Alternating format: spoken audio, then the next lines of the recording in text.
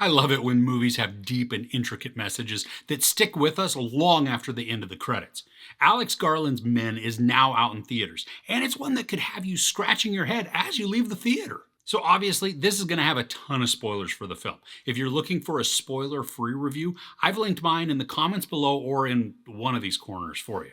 And as always, I didn't write the story, so these are just my best guesses and my theories to what it all meant. I would love to have you join in the conversation in the comments below to share all of your thoughts and theories about the story as well. When we share our ideas, we can get a better understanding and perspective all the way around. So please don't be shy with what you believe the story was saying. So I think the first point I want to tackle is the title, Men. I mean, obviously we know that the story will have something to do with men, but I wasn't expecting the depth to which the story was going to go in examining this theme. Misogyny by men is a major theme within this. Each male character we see on the screen, say for that naked nature dude, who I will get into later, they have some toxic traits that they try to employ on Jessie Buckley's Harper. I think Garland is actively attacking the alpha male persona and the rampant misogyny that is present in so much of today's society through this narrative. So let's start with James, Harper's husband/ex, who either fell from or tossed himself out of the upstairs flat to then come splattering down on that spiky fence and concrete below. Now, before he fails that superhero landing, we watch him try to guilt Harper into staying with him. He emotionally manipulates and threatens her by saying that if she leaves him, he'll kill himself. He's holding her hostage with these words, and she's trapped either way. If she stays with him, she's absolutely miserable, and even putting herself in danger, as we later find out when he punches her. But if she does end up divorcing him and he kills himself, he's trying to put all that guilt and shame into her head and then make her responsible for his cowardly act. Harper really has no reprieve from James, and when we flash forward to the very end of the film, when he's the last body to be birthed, anyway, Harper, out of desperation and resignation, she asks what James wants from her. The answer again is nothing but selfish. I want you to love me. There's so many other things that he could have said to her to release her from that torment that he created. But he's a one-trick pony, only able to keep the focus on himself, never listening to Harper or trying to give her what she needs. Or heck, not even just attempting to ask what she needs or wants. Instead, he's the victim. He is the poor one who is missing the love from his woman. It's all her fault is the message that he continually leaves her with. While James is the selfish lover, Rory Kinnear's Jeffrey is the chivalrous knight in shining armor. If that armor is messy hair and terrible teeth. But he sees Harper as the damsel in distress, and he is her hero. From the moment he meets her, Jeffrey is accommodating and seemingly helpful. He gets all of her luggage from the car, he shows her around, he gives her pointers on where things are and what is worth checking out around the village. And even when Harper goes to the pub, Jeffrey refuses to allow her to buy her own drink. Now sure, this can be seen as just a really nice gesture, but she said no a couple of times. Only when Jeffrey convinced the bartender to not take her money did she resign the fight and then just accept it. Jeff was negating her wishes and inserting his own above hers.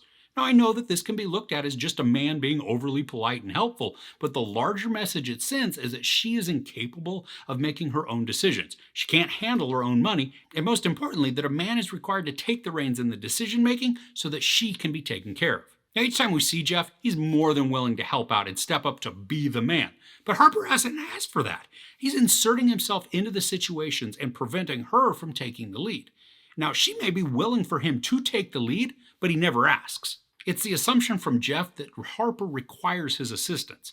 That is until she accidentally runs him over, and then we can see how he just breaks. That facade of nice guy, knight in shining armor here to save the damsel in distress, that's totally gone in an instant, and pure hormonal rage takes over. Now, the reason I love this movie so much, aside from the rich themes, is the performances. Kinnear nails his character so well.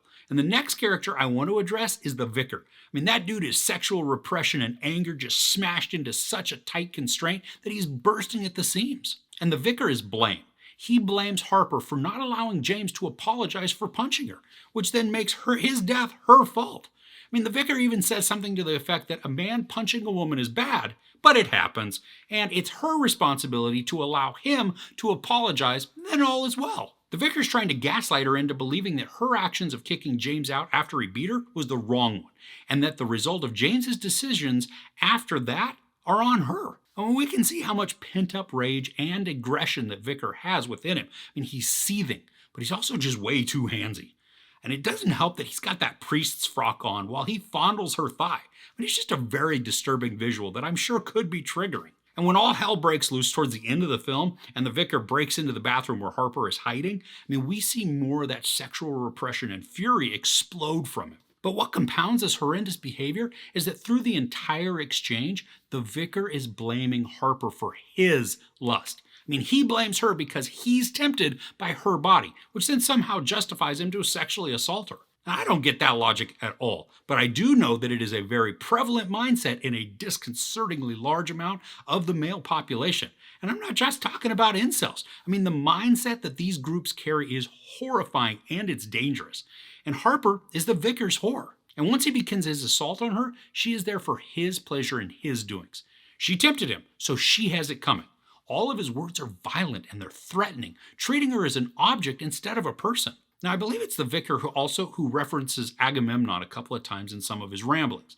Now, Agamemnon was a leader of the Greek army in Homer's The Odyssey, who was characterized as being rash, thoughtless, and foolish, who caused a ton of problems for the Greeks during battle. So is the vicar calling Harper Agamemnon or himself? Now, I would categorize the vicar as being like Agamemnon, but I can totally see him believing that Harper is actually like the Greek, bringing ruin on those around her because of her womanly wiles. Now, the young boy with the disturbing CGI of Kinnear's face, he sees Harper as his plaything. She's there for his amusement, to take part in whatever activity he wants her to, whenever he wants her to. And once again, this boy approaches Harper as someone who doesn't have the right or the authority over her thoughts, emotions, or behaviors. And when he doesn't get his way, he lashes out by calling her names, by trying to belittle her through untruths. We can laugh this off as just a childish tantrum, but we also know that these sentiments are spouted by full-grown men all the time. And you don't believe me? Just open Twitter. Switching gears, it's distressing that the cop is also unhelpful for Harper. He sees her as overreacting and fearful. And the cop didn't deem the naked guy as a threat, so we must not be. He ignored her fears, her claims, wishes, and then just did whatever he felt like, which in this case meant releasing a creepy naked guy who liked to follow Harper. The cop is also dismissive, which then reinforces his views on Harper. Now, the two mullet men in the pub that didn't speak but were eye-effing Harper, I took them to be the silent but violent types of personalities. They looked on Harper with a level of disdain, but also some sort of aggressive lust. Like, if you saw these dudes in a pub and they were looking at a female friend of yours, there's no way in the world that you'd let them even get close to her for fear that they'd tear her apart in more ways than one. We do get a glimpse of the violent rage that sits within them when one charges the door to the house where Harper is staying.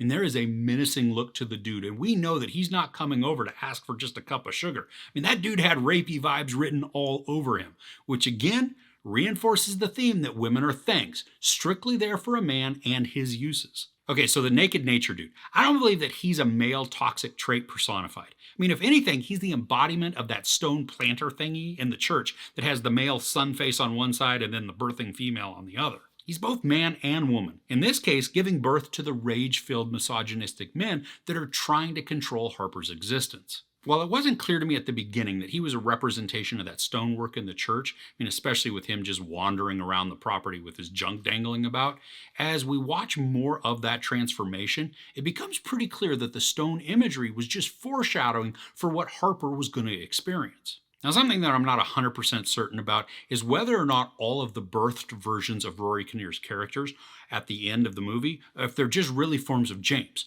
On one hand, it feels like that would be the case so that the story could make it less obvious that all of these were just the physical representation of dead James. There's the impaled and split forearm and hand, as well as that nasty ankle. Now, the reason I think that they're all really just James, aside from those physical traits, is that it's the only natural way that I can see James being the final birth.